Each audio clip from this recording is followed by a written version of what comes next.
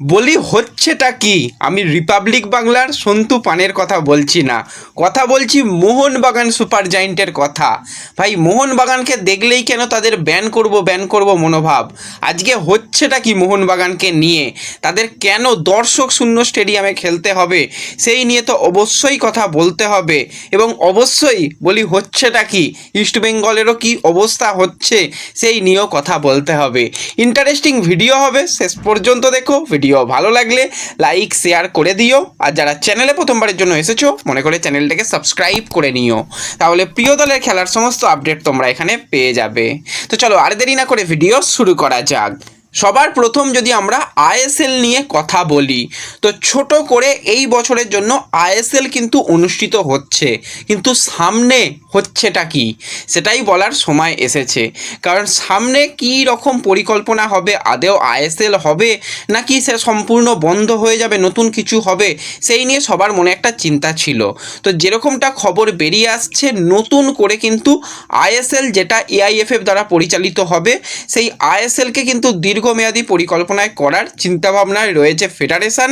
এবার কিন্তু তারা নতুন করে এই যে নতুনভাবে যে টেন্ডারটা হবে সেই টেন্ডারের জন্য কিন্তু তারা এবার দারপত্র ছাড়লো। তো যারা এই যে টেন্ডারে অংশগ্রহণ করবে তাদের 2.5 লক্ষ টাকা দিয়ে কিন্তু টেন্ডারে অংশগ্রহণ করতে হবে। এবং যেটা কিন্তু টেন্ডার যারা পাবে তারা কিন্তু 15 বছরের জন্য টেন্ডার পাবে। যেরকম আগে আমরা দেখেছিলাম এফএসডিএল তারা 15 বছর ধরে আইএসএল পরিচালনা করেছে। এবছর তো ছোট করে হচ্ছে, এবছরের কথা বাদ দাও, সামনে যেটা পরের সিজন 2026-27 সিজন হবে সেখানে কিন্তু 15 বছরের জন্য নতুন করে কিন্তু পরিকল্পনা রয়েছে। শুধুমাত্র আইএসএল সেটা নয়, যেটা সুপার কাপ, সেই সুপার কাপ বন্ধ হয়ে যেতেও পারে, ফেড কাপ আসতেও পারে, বা সুপার কাপই হতে পারে, যে আরও একটি টুর্নামেন্ট হবে যেটা সম্পূর্ণ এআইএফএ পরিচালনা করবে। সেই টুর্নামেন্ট, এই দুটো টুর্নামেন্ট একসাথে কিন্তু এবার টেন্ডার ডাকা হচ্ছে 15 বছরের জন্য। এবার যদি কোনো সংস্থা এসে 15 বছরের চুক্তিতে রাজি হয়ে যায়, তাদের এক্সট্রা করে আরও 5 বছর অপশনাল, তারা যদি মনে করে আরও 5 বছর অর্থাৎ 20 বছরের পরিকল্পনায় কিন্তু তারা আইএসএলকে রান করাতে পারে। তো সময় ছিল ফেব্রুয়ারি মাসেই এই টেন্ডার ডাকা, কিন্তু ফেব্রুয়ারি মাসে না হলেও মার্চ মাসের প্রথমেই এটা ডাকা হয়েছে এবং খুবই ভালো। এবং এই মাসের 26-27 তারিখে কিন্তু আমরা জানতে পারবো যে সামনের দিকে কারা আইএসএল পরিচালনা করবে। তো সেক্ষেত্রে আবার কি এফএসডিএল ফেরত আসবে, নাকি অন্য কোনো সংস্থা আসবে, নাকি কেউ আসবে না, আবার সেই সমস্যা তৈরি হবে, সেটাও এখন থেকে যেটা কাজ হচ্ছে আমি বলবো সেটা ভালো হচ্ছে। এই কাজটার দিকে কিন্তু অন্তত আমি প্রশংসা করব এআইএফএফের, তারা অন্তত সঠিক সময় কাজটা শুরু করেছে। এটা যদি আরও পরে গিয়ে শুরু হতো, দেরিতে শুরু হতো, তাহলে পরের বছরও ওই আইএসএল নময় করে করতে হতো। তো আগে থেকে শুরু করে কিন্তু এই কাজটা অন্তত ভালো হয়েছে। তো দেখা যাক শেষ পর্যন্ত দীর্ঘমেয়াদিতে কোন কোম্পানি আসে, কাদের সঙ্গে গাঁটছড়া বেঁধে শেষ পর্যন্ত কাজ হয়, সেই দিকে অবশ্যই আমাদের পরবর্তী সময় নজর থাকবে। তো এরপরে যে আপডেটটা নিয়ে আলোচনা করব সেটা হচ্ছে মোহনবাগানকে নিয়ে। তো মোহনবাগানকে দেখলেই কেন ব্যান করব মনোভাব? হ্যাঁ, মোহনবাগান এএফসির ম্যাচ খেলতে যেতে তাদের ভালো লাগে না, যায় না, সেখানে তাদের ব্যান করা রয়েছে, ঠিক আছে। কিন্তু এবার ঘরের মাঠে যেখানে মোহনবাগান উড়িষ্যা এফসির সঙ্গে খেলবে, সেই ম্যাচে কেন মোহনবাগানকে দর্শক শূন্য স্টেডিয়ামে খেলতে হবে? দেখো, ব্যাপারটা একটু খুলে বলি, পুরো গল্পটা একটু শুনে নাও।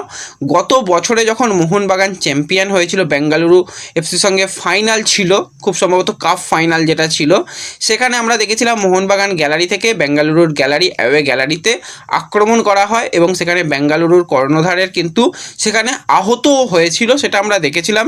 তারা কিন্তু ব্যাপারটা একদমই ভালোভাবে দেখেনি, তারা কিন্তু ফেডারেশনের কাছে নালিশ জানিয়েছিল এবং সেক্ষেত্রে বলা হয়েছিল ফেডারেশনের তরফ থেকে যে পরবর্তী সময়ে যদি এরকম কোনো রকম বিশৃঙ্খলা ঘটনা মোহনবাগানের ম্যাচে হয়, তো সেক্ষেত্রে কিন্তু মোহনবাগানকে কিন্তু শাস্তি পেতে হবে। তো যেরকমটা শোনা যাচ্ছে চেন্নাই এফসি ম্যাচেও নাকি কিছু গ্যালারিতে এরকম খারাপ আচরণ হয়েছে। এবার আমি বারবারই বলি, যারা মাঠে যাও, ইস্টবেঙ্গল, মোহনবাগান বা মোহামেডান সাপোর্টারদেরও বারবার বলেছি, মাঠে গিয়ে খেলাটাকে এনজয় করো। মুখের মধ্যেই যেন কথাগুলো থাকে, সেখানে হাত পা চালানো বা কোনো কিছু যেন জিনিসটা ভালো লাগে না।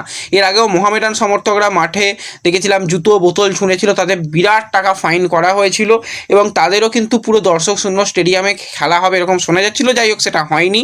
তো এবার যেটা শোনা যাচ্ছে মোহনবাগানের নাকি আবার ওই সেম রকম কিছু কাজ করেছে, যদিও তার কোনো রকম মানে সঠিক তথ্য আমাদের কাছে আসেনি যে সেরকম আদেও গ্যালারিতে কোনো ঘটনা ঘটেছিল কিনা। যাই হোক, ফেডারেশনের কাছে আবার নালিশ গেছে এবং ফেডারেশন কিন্তু মোহনবাগান সুপার জায়েন্টকে 1 কোটি টাকার মতন বা 1 লক্ষ টাকা এরকম কিছু একটা হবে হয়তো, বা কিছু টাকা, সম্পূর্ণ টাকাটার হিসাব কেউই বলবে না। এবার যেটা মোহনবাগানের তরফ থেকে শীর্ষ যারা রয়েছে তারা বলছে তারাও ভাই জানে না যে কত টাকা, লক্ষ থেকে কোটির মধ্যে কিছু একটা টাকা এবং ভালো টাকাই কিন্তু আর্থিক জরিমানা। সঙ্গে পরবর্তী যে ওড়িশা এফসি ম্যাচ, সেখানে কিন্তু একদম ক্লোজ ডোর ম্যাচটা অনুষ্ঠিত করা হবে বলেই সব শেষে জানানো হয়েছে। এবং এটা নিয়ে কিন্তু রীতিমতন মোহনবাগান সুপার জায়েন্ট চাপে রয়েছে, তারাও অফিসিয়াল একটা আপডেট দিয়েছে এবং আইএসএল এর তরফ থেকেও কিন্তু বিবৃতি এসেছে। তো সমস্ত কিছু মিলিয়ে মিশিয়ে দেখতে গেলে মোহনবাগানের পরের ম্যাচে যারা ভাবছিল ওড়িশা ম্যাচ দেখতে যাব, তো ম্যাচটা খুব সম্ভবত ক্লোজ ডোরই হবে এখনও পর্যন্ত যেটা খবর। পরবর্তী সময় যদি কোনো রকম কিছু পরিবর্তন হয় সেটা অবশ্যই তোমাদের সোশ্যাল মিডিয়া পেজে শেয়ার করে দেব।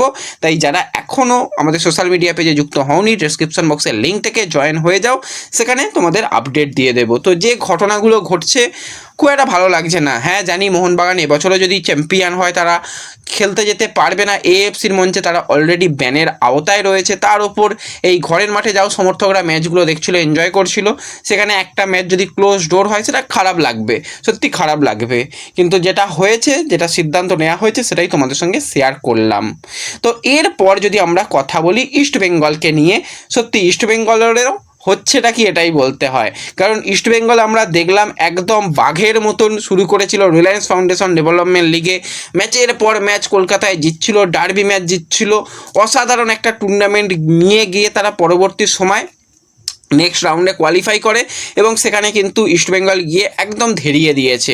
কারণ রিলায়েন্স ফাউন্ডেশন ডেভেলপমেন্ট লিগের যে এখন যে ম্যাচগুলো চলছে নাভি মুম্বাই থেকে, প্রত্যেকটা ম্যাচে জঘন্য ফুটবল। প্রথম ম্যাচে কষ্ট করে তারা ম্যাচ ড্র করেছিল, দ্বিতীয় ম্যাচে তারা নর্থ ইস্টের কাছে হেরে যায়। আজকেও জঘন্যর থেকেও জঘন্যতর ফুটবল আমরা ইস্টবেঙ্গলের কাছ থেকে দেখলাম।